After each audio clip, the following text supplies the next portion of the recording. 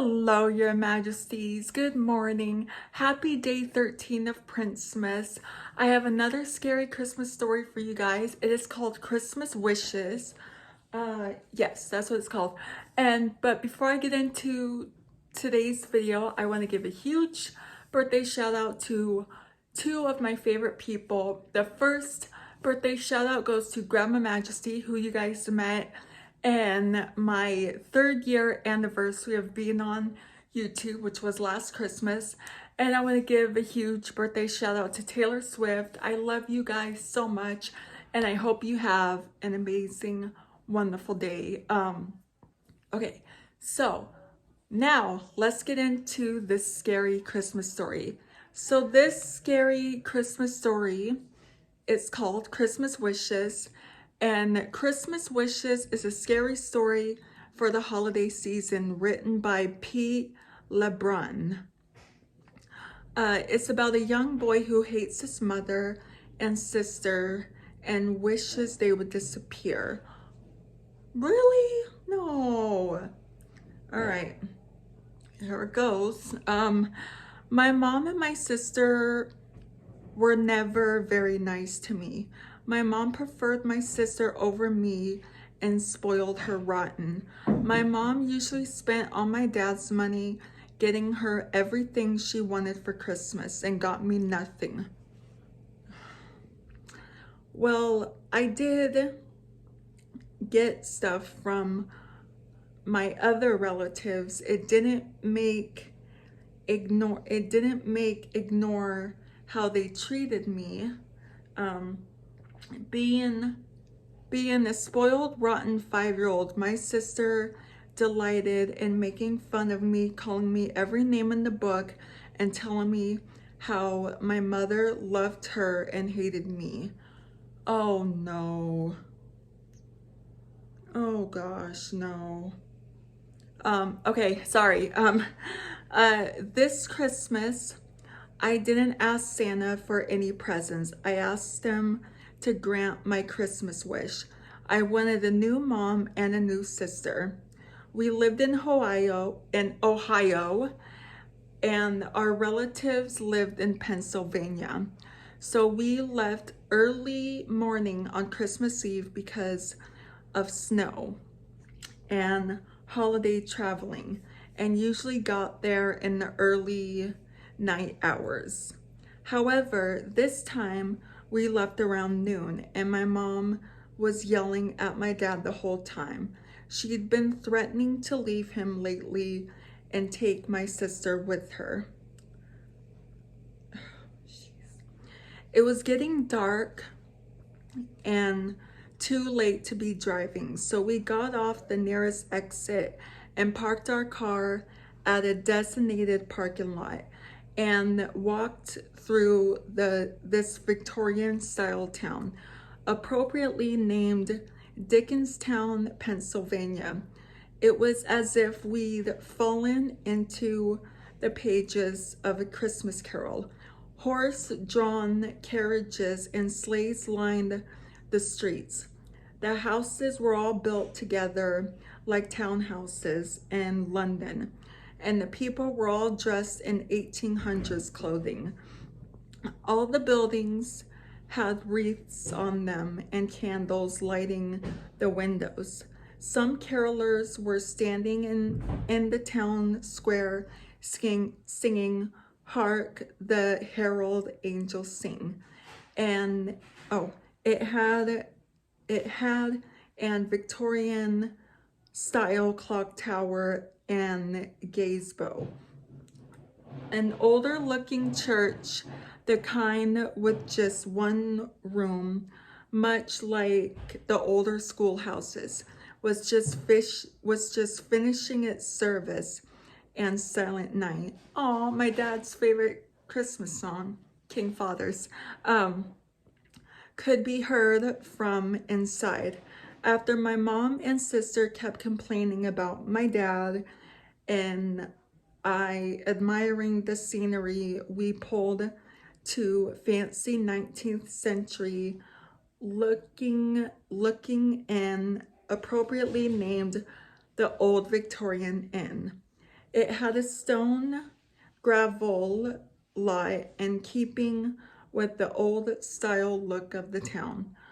A trio of street performers were using trombones to play God Rest Ye Merry Gentlemen. We entered the lobby through the wooden door, also had a wreath on it, and approached the owner and manager, Pam. She and Dad had quite a nice conversation. She even left us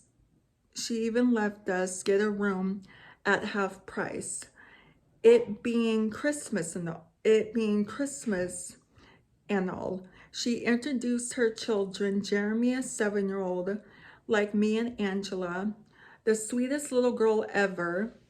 Dad let me play with them while my mom and sister went to our room. Dad and Pam continued their conversation, and Pam told him her husband had passed earlier this year, and she hadn't been able to get them much for Christmas, as running the inn was hard enough without them.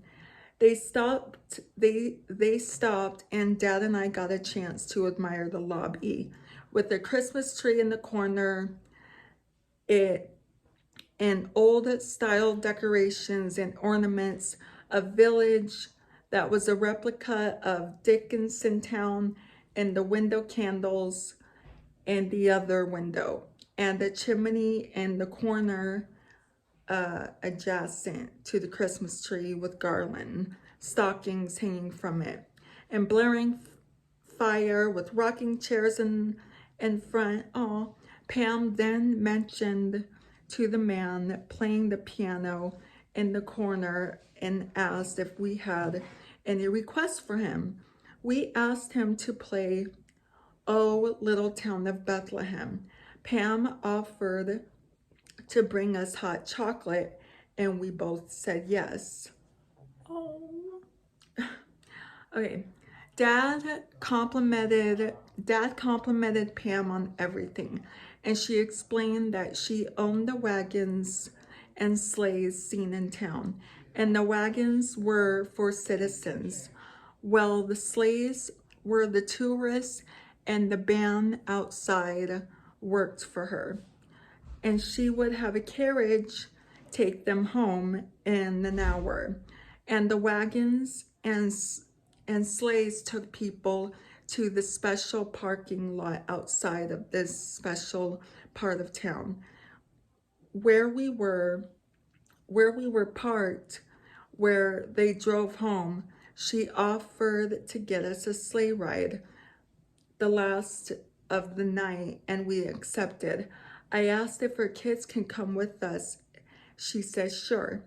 We got back, thanked Pam for everything, said goodnight to her and her children, then joined my mom and sister in our room. They were complaining about everything: no TV, no pool, hot tub, etc. They had been harassing employees while Dad and I were talking with Pam and her kids. Then on the sleigh ride, we all went to bed as we had to get up early to leave, and went to sleep. Mom and my sister in one bed, Dad and I in the other. Okay. I awoke in the early morning hours to the sound of sleigh bells. At first thought this was one of Pam's sleighs, but remembered that she had went home and wouldn't run her sleighs this late anyway. As we had rode the last one, besides these came from above us. I thought I was imagining them. Then heard a thud on the roof, followed by what sounded like hoof prints and another thud of what sounded like boots. I heard the boots walking on the roof, then fade. Then heard them coming up the wooden steps and stop at our door. The door swung open and a big man in a Santa suit walked in, complete with a beard. I closed my eyes, keeping one slightly open to see what the man was doing. He grabbed my arm. Oh, he grabbed my mom and stuffed her in a sack. Then walked over to my sister, who had been startled awake by the sound of the boots in a deep Darth Vader type voice. He said, "You've been naughty," and picked her up, stuffing her into his sack with my mom. Then turned and walked out of the room, my eyes now completely shut, listening to his boots till they faded. In the morning, my dad just assumed my mom and sister had left him, having called a cab to take them back home and get her stuff, not believing my story about the man in the Santa suit. He told Pam, who consoled him. Then she gave him her number if he ever needed anything around New Year's. He called Pam and asked if they could meet. He told her, and told her he loved her. And after going through the divorce proceeding, started dating her. Going through the divorce proceeding, started dating her, okay. Then asked her to marry him on Christmas Eve. The next year, which of course was a year after they met, to celebrate, we had the wedding the next day. I didn't ask Santa for anything else that year. He had already given me what I wanted. Wow. I have never heard this story before. It's pretty heartbreaking. Yeah, I could understand why is it a boy or a girl that